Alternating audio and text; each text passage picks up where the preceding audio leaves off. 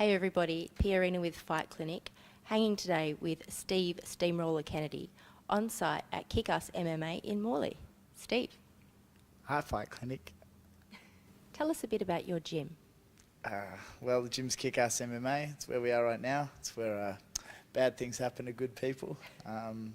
It's probably the only gym that I can think of in WA that's purely for MMA. It's not a Brazilian Jiu-Jitsu and fitness Muay Thai gym dressed up as an MMA gym. That's all we do here is MMA, and all the guys are forced to train together, whether they like getting hit or they like wrestling or whatever. They all get put in the same pot, and we stir it up, and we get some good results. So it's a beautiful place. So you've announced your retirement. Tell us a bit about that.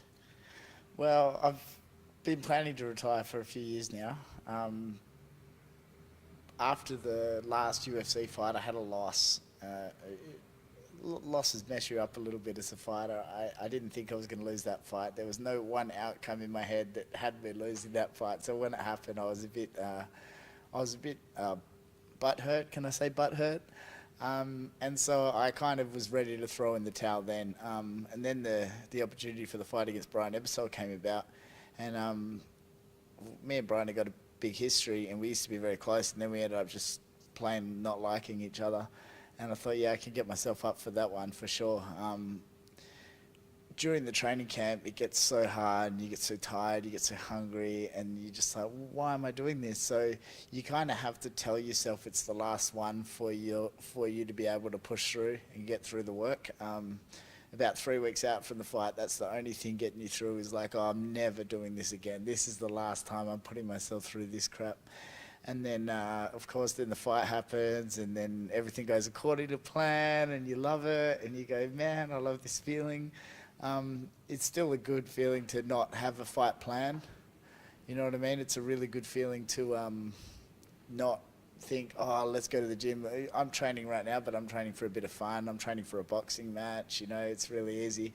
Having said that, like always, as soon as you retire, the offers start coming. So I'm getting some really big fight offers domestically and internationally, and I'm having to play it cool and say, oh, I'm retired of this and that. And I can't say anything now, but if I do come back, it'll be for something spectacular. So yeah, never say never.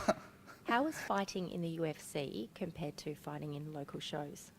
Well, I didn't do that much fighting in the UFC. I did more getting my ass kicked. But you try to keep it the same. It's just still a competition. It's a show like any other. There's just a lot more distractions. A lot more people want to talk to you about it. You get a lot more free stuff. Everyone wants to give you their clothes and supplements and stuff, which is nice, but it's a lot more helpful for the up-and-coming guys than it is for the guys that kind of made it into a big show. Yeah, you get there's a lot more rough stuff that happens to you fighting for the UFC. You get kind of moved around a lot, and they tell you where you got to be at what time, and you have to make weight 5 hours early and stuff like that. Fighting in time zones that match the US instead of fighting at the natural evening time where your body feels good, just stuff like that. There's probably wasn't used to it after having so many fights on the local league. But there's upsides to fighting in the UFC as well, like you actually get paid, you don't have to sell tickets. You fight in an actual full-size enclosure, not, a boxing ring that's like 3 meters by 3 meters. There's proper lights, things like that. Drug testing is a good thing too. You're not fighting steroided out monsters.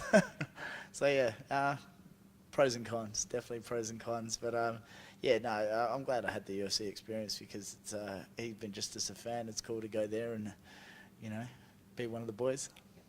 Do you have a career highlight as a fighter? Yeah, I mean, I have heaps of highlights. Every time I fight is got its own little story. Like every one of the titles has got its own special thing. I think I turned a bit of a corner. I had my first title fight against an American guy, Dave Mazzini, and I trained so hard for the fight, and I was so nervous, and I was beating him up real good. I was having my way with him, and he caught me in a triangle choke, and I tapped out with 2 seconds left to go. And honestly, I think it was just like the nerves and the pressure that made me tap out a little early, and if I had have just held on, it could have been a totally different fight. Then the next fight I had against a light heavyweight, Sam Striker Brown, And I didn't take that fight with the intention of winning it. I was kind of over it after the Dave Mazzani fight. I was smoking cigarettes and partying, and my weight blew right up, hence why I thought I could fight at 93 kilos, because I was a whole lot of whatever. I went into that fight having absolutely no expectations. I just wanted to stay safe and not get knocked out, basically. I completely dominated the first round of the fight, and then I got absolutely tired. But he was tired too, and I managed to keep fighting, and I won the fight, and I won my first title by decision. And it was more of the fact that, like, I didn't care. I just went out there just to fight, and I did so much better than I did when I was fully prepared and nervous and all the rest of it. So I think that was the turning point where I said, look, I'm just fight, train, enjoy it, but don't put so much pressure on yourself, because it's not the end of the world, you know what I mean? It's not a big deal. I wish I'd listened to my own advice. You know, I'd already learnt that lesson. Last time I fought the UFC, I was too nervous and overworked and, you know, overtrained and all the rest of it. I wish I'd have just enjoyed the experience and went out and whooped his butt, cashed the check. But that was probably the moment where I was just like, man, you know what? I was in there, I was fighting just a giant monster who should have just ripped my head clean off, and I just enjoyed it, didn't get hurt, and I won a belt. So I was just, yeah, I'll always remember that. I was happy as. What are your thoughts on the cage ban in Western Australia? Well, we did have it good for a while. We had the cage for a while, and we got a couple of good shows. Habby had the Superfight Australia, and Grady Stewart had bragging rights, and everything was going fine. And then all of a sudden people started talking about MMA, and it started getting a bit of a following. But then, of course, as soon as people start talking about it, you know, the bureaucrats notice it, and they go, oh, we should do something about that. So without having any information or anything like that, they decided to put a stop to it. So the cage got banned in Western Australia because they didn't like the idea of it. Okay, it's one of the few places in the world where MMA is not legal in a cage. It's the only place in the world where MMA is legal but not in a cage, which doesn't make sense. But that's where we have to be careful, because I'm a mixed martial arts coach. That's my primary occupation at the moment. Believe it or not, fighting hasn't set me up for life. So right now, my guys can compete. My mixed martial arts fighters can compete. They just have to do it in a slightly modified boxing ring with 5 ropes, okay? If people push too hard and say the boxing ring's dangerous, people can fall out, they can grab the ropes, it's not safe, it's much more likely that MMA gets banned than they say, oh, well, okay, if it's dangerous in a ring, you can have a cage. Because there is opposition to the cage ban, but there's no opposition to the cage ban in government. You know what I mean? There's no actual person in there, apart from Mike McGowan, I think he's this, I'm not even going to say what he is. I know he's a member for something. I should pay more attention to politics. There is a guy who's I think he's got a seat in one of the councils. And he's trying, but there's not enough realistic objection for it to ever be overturned. In Melbourne, it got overturned because there was a real push. There was a lot of people got together and they put it to the government, and they showed the figures of what an event like the UFC would bring. They showed all the safety figures, and more than that, there's more of a fighting culture there. So it's really, really normal to have a Muay Thai show or a boxing show or a mixed martial arts show, and everybody's kind of been exposed to us a little bit, whereas these people in Western Australia who've banned it, they've literally not been exposed to it at all. I remember when Grady Stewart was trying to get the cage ban overturned, and he invited Colin Barnett and some of the MPs to the shows and said, guys, come and watch the show, you'll see it's not such a bad thing. And they all completely declined the invitation. So they just the head's under a rock, they don't want to know.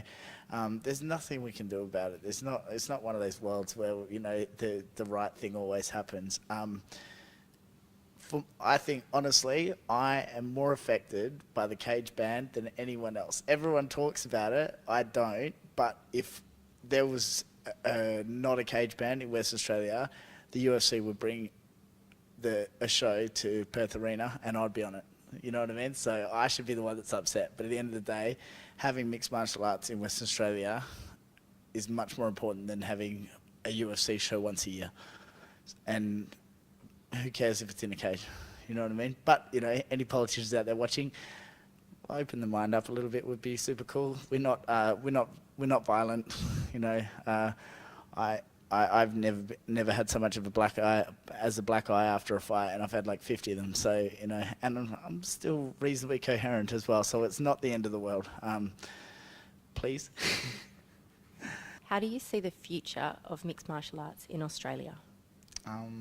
That's a terrifying question because when I started mixed martial arts in Australia, we were a long way behind the eight ball. We literally didn't really know how to grapple.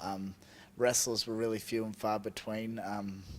Lucky guys like me would find a couple of really good wrestlers to practice with, but there's no kind of system in place for people to develop that style. We had good boxers and kickboxers, but very, very closed mind trainers where, you know, the kickboxers wouldn't train with the boxers and the boxers wouldn't train with the kickboxers, and God help anyone that wanted to go to another gym and do a bit of training. So guys like me have come through, and we try to get away from that a little bit, but the sad part is since I got involved in MMA, say 10 years, Australia has fallen way, way further behind the eight ball than we were when we started, because when we started mixed martial arts in Australia, nobody really knew what was going on. Like, they did have good gyms and good fighters in the States and Brazil, but the level now is just absolutely unbelievable, and we're so far behind, it's not funny. The other thing that's happened is the UFC is looking to expand into Australia, so local fighters are getting signed, or at least getting a shot on the reality TV show, and some of the guys are not very good fighters with not very good records, and they're getting a chance and they're getting signed. So what's happening is you're getting a situation where guys will have 6 or 7 fights, have a winning record, maybe 7-1 or 6-2, and instead of fighting the best guys to try to become the best in Australia, they're sitting on that record and trying to pick easy fights, just hoping to leapfrog over the top guys in Australia and get a shot. So we're not even getting that hard competition inside Australia before the guys go overseas. You know, the jumping competition is just absolutely massive. There are some Australians doing really, really well, but you know, those guys are freaks and they're unbelievable, and I don't even know how they got to the level they got, but the support's definitely not there. The level of instruction and everything's not there. One of the reasons why I want to kind of step away from my own fighting is because I feel like if I can just like get a good group together and push it through, at least I can reignite it in Western Australia a little bit. But yeah, nationally I think we're falling behind a lot. You're an MMA coach now. Do you have any career highlights? Every time one of the boys steps in the ring or the cage for me is an absolute highlight. It's nerve-wracking when someone puts that much trust in you, and I get a lot more nervous for the boys than I do for myself. Definitely the highlight so far is Simple Jack Johns, his Rochambeau title win against Randall Ray a couple of years ago before he went down the life route. Yeah, that was fantastic. I mean, he just did everything that we trained, and he just murdered him, and the whole of Australia took notice, and it was just killer. What's next for Steve Kennedy? Well, we're going to keep training the boys, turning them into killers. We're hoping to take over the whole scene. Like I said, I'm hoping to build up a team that kind of reignites the whole MMA scene. There's a lot of MMA gyms out there, surprisingly, and not a whole lot of MMA fighters. So we're gonna change that a little bit. A lot more of my energy is going to be invested into coaching these guys. I've got a lot of prospects, and also for myself in terms of fighting. We'll just have to watch this space because, like I said, you know, a lot of offers coming and big names getting thrown around, and body's feeling good, and I'm enjoying training. So, you know, I'm not stupid enough to rule it out completely. So we'll see. And yeah. Steve Kennedy, thank you for your awesome and insightful interview. Thank you very much for having me.